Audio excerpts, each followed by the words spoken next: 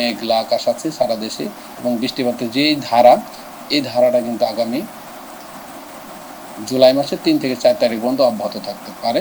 আমাদের যে বিভিন্ন মডেল আউটপুট আছে সেই মডেল এবং আমাদের যে বিভিন্ন ডাটা বিশ্লেষণ করা আছে সে অনুযায়ী আমরা আমাদের প্রেডিকশন 3 থেকে 4 তারিখ পর্যন্ত মোটামুটি দেশের উপর মৌসুমী বায়ু সক্রিয় থাকবে এবং বঙ্গোপসাগরে শক্তিশালী থাকবে বিদায় এই পরিস্থিতি 3 থেকে 4 তারিখ পর্যন্ত বিদ্যমান থাকার সম্ভাবনা আছে। যা আমরা গত 28 তারিখে অতি ভারী বৃষ্টিপাতের একটি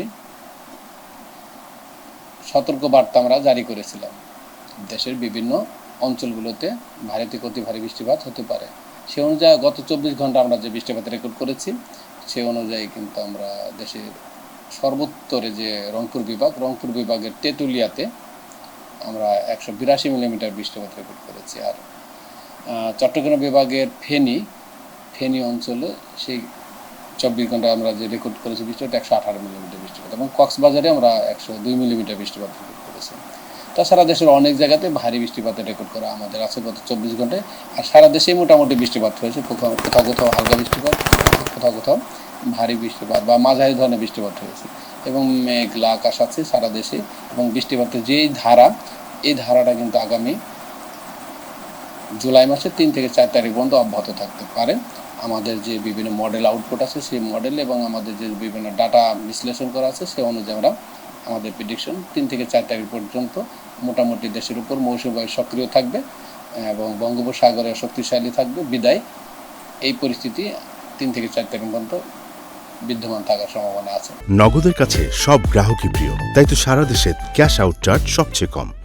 এর পরবর্তীতে যেহেতু মৌসুমী বায়ু বাংলাদেশের উপর এখন আছে, হয়তো মৌসুমী বায়ু কিছুটা দুর্বলের দিকে গেলে তখন কিন্তু আবার বৃষ্টিপাতের প্রবণতা কিছুটা কমের দিকে যাওয়ার সম্ভাবনা আছে। আর যেহেতু মৌসুমী বায়ু বর্তমানে বাংলাদেশের উপর সক্রিয় এবং বঙ্গোপসাগরে শক্তিশালী আছে, বিদায় আমরা যে আমাদের সামুদ্রিক বন্দরগুলো আছে বন্দরগুলোকে আমরা 3 নম্বর স্থানের সতর্কতা সংকেত জারি করেছে এবং বঙ্গোপসাগরে যে আমাদের মাছ ধরার নৌকা এবং ট্রলারগুলো আছে তাদেরকে উপকূলের কাছাকাছি থেকে সাবধানে চলাচল করতে বলেছি।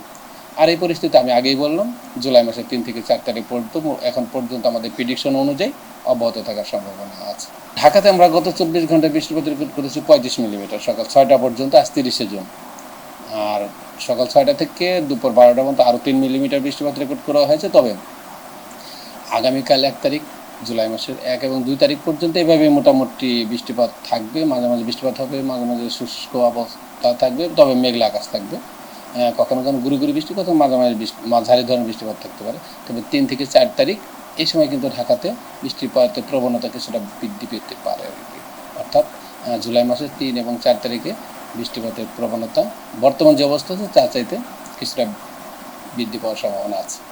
আসলে বাংলাদেশের দক্ষিণে যে বঙ্গোপসাগর আছে, বঙ্গোপসাগরে কিন্তু ঘূর্ণিঝড় সৃষ্টি হয়ে থাকে, কিন্তু যেহেতু মৌসুমী বায়ু এখন সক্রিয় আছে এবং মৌসুমী বায়ু যখন প্রভাব বিস্তার করে ফেলে বাংলাদেশের উপর এবং উত্তর বঙ্গোপসাগর বা বঙ্গোপসাগরের উপর, তখন কিন্তু আসলে ওই ধরনের ঘূর্ণিঝড় সৃষ্টি হওয়ার যে ক্রাইটেরিয়াগুলো ফুলফিল করতে পারে না, বিদায় এই সময় কিন্তু ঘূর্ণিঝড় সৃষ্টি হয় না। আপাতত বঙ্গোপসাগরে কোনো ঘূর্ণিঝড় হওয়ার সম্ভাবনা আপাতত নেই।